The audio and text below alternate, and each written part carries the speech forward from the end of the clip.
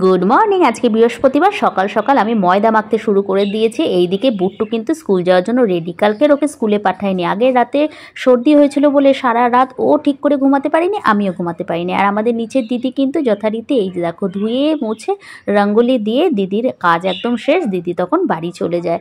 আর আজকের কিন্তু হায়দ্রাবাদের আকাশ একদম মেঘলা। কালকেরও বৃষ্টি হয়েছিল, আজকেরও আশা করি বৃষ্টি হবে।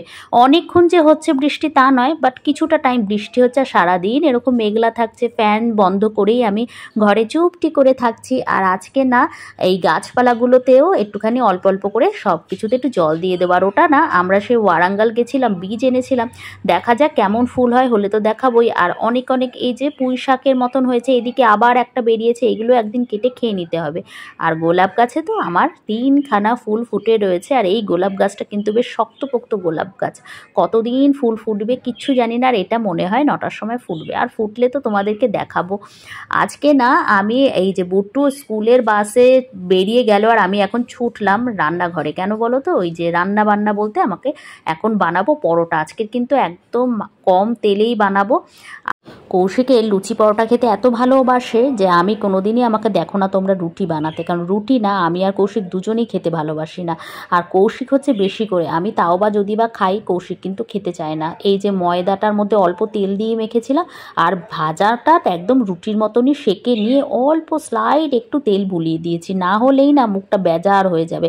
আবার মাঝখানে এসে একটু উকি মেরে দেখে যায় আমি টিফিনে কি বন্দোবস্ত করছি। কালকে না আমি বানিয়েছিলাম আলু পটল আর গোবিন্দভোগ চাল দিয়ে একটা ভীষণ সুন্দর তরকারি। সেই তরকারির রেসিপিটা কিন্তু আমার পেজে তোমরা পেয়ে যাবে। আর আলাদা করেও না, আমি ভাবছি লিখে পোস্ট করে দেবো। আমি ওটা ভিডিওর মতন ছেড়েছিলাম। আর যেহেতু কৌশিক পটল খায় না, আমি কিন্তু পটলটাই বেশি খেয়ে আর অল্প আলু খেয়েছিলাম। আর কৌশিকের জন্য আলুগুলো ছিল, কালকেরও ওই দিয়েই ভাত খেয়েছিল, আজকেরও এটাই ওকে টিফিনে দিয়ে দিলাম। এই নিয়েই কিন্তু ও চলে যাবে অফিস। আমরা রাতের বেলা যে আইটেমটা বানাই সেটা যদি পরের দিন রুটি পরোটার সাথে নিয়ে যাওয়ার মতন থাকে, তাহলে কিন্তু সেটা আমি দিই। আর না হলে তো আলাদা করে নতুন করে বানাতেই হয়। আর ওর জন্য টিফিন বানালে না আমার ব্রেকফাস্টের জন্য আলাদা করে চিন্তা করতে হয় না। আমিও ব্রেকফাস্টে একটাই ওই পরোটা বানিয়ে নেবো, একটাই লেচি রেখেছি, আর তার সাথে তরকারি খেয়ে নেবো। আর আমার কিন্তু এই আইটেমটা দিয়ে না ভাত খেতে, রুটি পরোটা খেতে এত ভালো লাগে। এই যে চা সকালবেলা কৌশিককে ধরিয়ে দিয়েছিলাম গরম গরম চা, এবার আমি বসবো চা নিয়ে। আর এই যে এই টাইমটাতে আমার এত ভালো লাগে বলতে, ঘরটা সত্যি কথা ফাঁকা হয়ে গেলে না, সকালবেলা এতটা আমি প্রেশারের মধ্যে থাকি যে ঘর ফাঁকা হয়ে গেলে আমার কিন্তু এই সময় ভীষণ রিল্যাক্স করে সময়টা কাটে। বাইরের মেঘলা আকাশ দেখতে দেখতে কৌশিকেরও বেরিয়ে যাওয়ার সময় হয়ে গেল। আর জানো তো, তোমাদেরকে বলে রাখি, আমি কিন্তু যোগা মানে ওই যোগাসন ক্লাসে ভর্তি হয়েছি, সেটা অনলাইনে।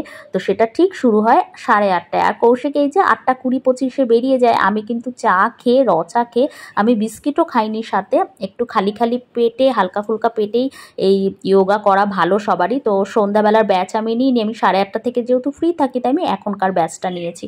তো দেখা যাক কয়েকদিন যোগা করে কি হয়।